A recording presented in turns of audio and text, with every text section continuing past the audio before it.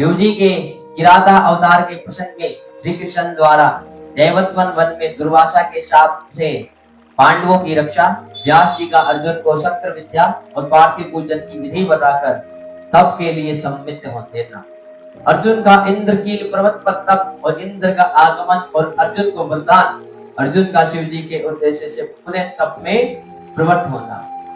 तदंतर पार्वती के विवाह प्रसंग में हुए जटिल नर्तक तथा दिग्गज अवतारों की, फिर अश्वत्थामा अवतार की बात कहकर नंदीश्वर जी आगे कहते हैं, बुद्धिमान सनत कुमार जी, अब तुम पिनाकधारी भगवान शिव के किरात नामक अवतार का वर्णन सुनो। उस अवतार में उन्होंने मूक नामक दैत्य का वध और प्रसन्न होकर अर्जुन को वर प्राप्त किया था।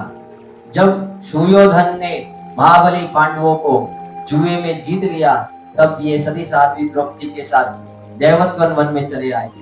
वहीं वे पांडव सूर्य द्वारा दी हुई बटलोई का आश्रय लेकर सुखपूर्वक अपना समय बिताने लगे। प्रियवर, उसी समय सुयोधन ने आदर पूर्वक मुनिवर दुर्वासा को छल करने के प्रयोजन से पांडवों के निकट जाने के लिए प्रेरित किया, और तब महर्षि दुर्वासा अपने 10,000 शिष्यों के साथ आनंद पूर्वक भाग गए और पांडवों से मनोनुकूल भोजन की याचना की। तब उन सभी पांडवों ने उनकी प्रार्थना स्वीकार करके दुर्वासा आदि तपस्वी मुनियों को स्नान करने के लिए भेजा। मुनिवर, इधर अन्नाभाव के कारण वे सभी पांडव बड़े संकट में पड़ गए और मन ही मन प्राण त्याग देने का विचार करने लगे। तब द्रौपदी श्री कृष्ण का स्मरण किया, वे तत्काल ही वहां आ पहुंचे और शाक के पत्ते का भोग लगाकर उन सभी तपस्वियों को तृप्त कर दिया। फिर तो महर्षि दुर्वासा अपने शिष्यों को तृप्त हुआ जानकर वहां से चलते बने, और इस प्रकार श्री कृष्ण की कृपा से उस समय पांडव संकट से मुक्त हुए। तदंतर भगवान श्री कृष्ण ने पांडवों को शिव जी की आराधना करने की संपत्ति दी। फिर व्यास जी ने भी आकर उन्हें शंकर के समाराधन का आदेश देते हुए कहा, शिव जी संपूर्ण दुखों का विनाश करने वाले हैं। वे भक्ति करने से थोड़े ही समय में प्रसन्न हो जाते हैं, इसलिए सभी लोगों को शंकर जी की सेवा करनी चाहिए।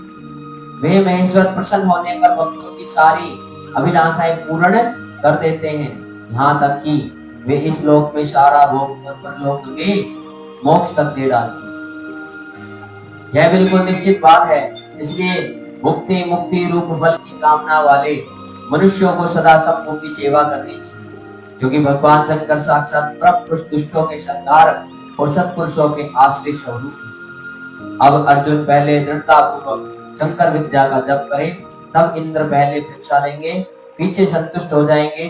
प्रसन्न होने पर वे सदा विघ्नों का नाश करते रहेंगे और फिर शिव जी का श्रेष्ठ मंत्र प्रदान करेंगे। नंदीश्वर कहते हैं, उन्हें इतना कहकर व्यास जी अर्जुन को बुलाकर उन्हें शस्त्र विद्या का उपदेश देने को उद्यत हुए।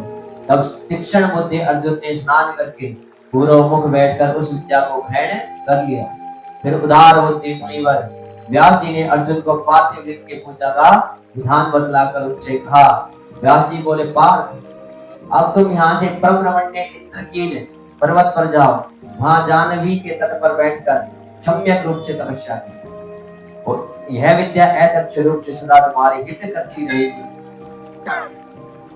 पांडवों से कहने लगे, नरक श्रेष्ठो, तुम सब लोग धर्म पर दृढ़ बने रहो, इससे तुम्हें सर्वथा श्रेष्ठ सिद्धि प्राप्त होगी और इसमें अन्यथा विचार करने की आवश्यकता नहीं है। नंदीश्वर ने कहा, मुनि, इस प्रकार मुनिवर व्यास उन पांडवों को आशीर्वाद दे तथा शिव जी के चरण कमलों का स्मरण करके तुरंत ही अंतर ध्यान हो, और उधर शिव के मंत्र के धारण करने से अर्जुन में भी अनुपम तेज व्यापक हो गया और वे उस समय उद्युक्त हो उठे। अर्जुन को देखकर सभी पांडवों को निश्चय हो गया कि अवश्य ही हमारी विजय होगी, क्योंकि अर्जुन में विलुप्त तेज उत्पन्न हो गया है। तब उन्होंने अर्जुन से कहा, व्यास जी के कथन से ऐसा प्रतीत होता है कि इस कार्य को केवल तुम ही कर सकते हो, यह दूसरे के द्वारा कभी भी सिद्ध नहीं हो सकता, अतः जाओ और हम लोगों का जीवन सफल बनाओ। तब अर्जुन ने चारों भाइयों और द्रौपदी से अनुमति मांगी और उन लोगों को अर्जुन के विषयों का दुख तो हुआ, लोगों को पर कार्य की महत्ता देखकर सभी ने अनुमति दे दी। फिर तो अर्जुन मन ही मन प्रसन्न होते हुए उस उत्तम पर्वत इंद्रकील को चले गए और वहां पहुंचकर वे गंगा जी के समीप एक मनोरम स्थान पर जो स्वर्ग से भी उत्तम और अकोस वन में अशोक वन में सुशोभित था ठहर गए और उन्होंने स्नान करके गुरुवर को नमस्कार किया और जैसा उपदेश मिला था उसी के अनुसार स्वयं ही अपना वेश बनाया। फिर पहले मन ही मन इंद्रियों का अपकर्ष करके वे आसन लगाकर बैठ गए। तत्पश्चात समसूत्र वाले सुंदर पार्थिव शिवलिंग का निर्माण करके उनके आगे अनुपम तेजो राशि शंकर का ध्यान करने लगे। वे तीनों समय स्नान करके अनेक प्रकार से बारंबार शिव जी की पूजा करते हुए उपासना में तत्पर हो गए। तब अर्जुन के शिरोभाग से तेज की ज्वाला निकलने लगी और उसे देखकर इंद्र के गुप्तचर भयभीत हो गए। वे सोचने लगे यह यहाँ कब आ गई। उन्हें इन्होंने ऐसा विचार किया कि यह घटना इंद्र को बतला देनी चाहिए। ऐसा सोचकर वे तत्काल ही इंद्र के समीप गए। गुप्तचरों ने कहा देवेश वन में एक पुरुष तप कर रहा है परंतु हमें पता नहीं कि वह देवता है ऋषि है सूर्य है अथवा अग्नि। उसी के तेज से संतप्त होकर हम आपके सन्निकट आए हैं।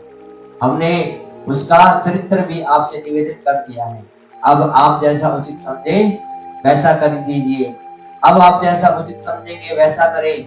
नंदीश्वर जी कहते हैं उन गुप्तचरों को यो कहने पर इंद्र को अपने पुत्र अर्जुन का सारा मनोरथ ज्ञात हो गया। तब वे पर्वत रक्षकों को विदा करके स्वयं वहां जानने का विचार करने लगे।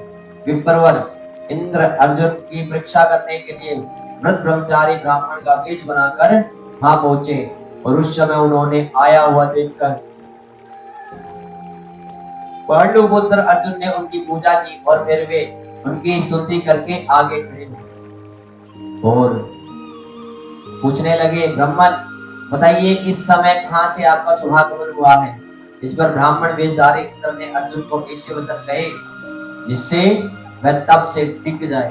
पर जब अर्जुन को दृढ़ निश्चय देखा तब अपने स्वरूप में प्रकट होकर इंद्र ने अर्जुन को भगवान शंकर का मंत्र बताया और उसका जप करने की आज्ञा दी।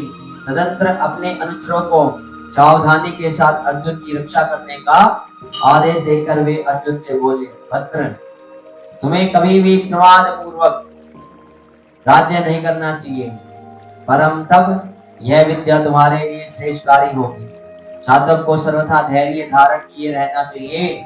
रक्षक तो भगवान शिव है ही वे संपत्तियां और फल दोनों समान रूप से देंगे इसमें तनिक भी संशय नहीं है। नंदीश्वर जी कहते हैं मुने इस प्रकार अर्जुन को वरदान देकर देवराज इंद्र शिव जी के चरण कमलों का स्मरण करते हुए अपने भवन को लौट गए। तब महावीर अर्जुन ने भी सुरेश्वर को प्रणाम किया और फिर वे मन को वश में करके इंद्र के उपदेशानुसार शिव जी के उद्देश्य से तपस्या करने लगे।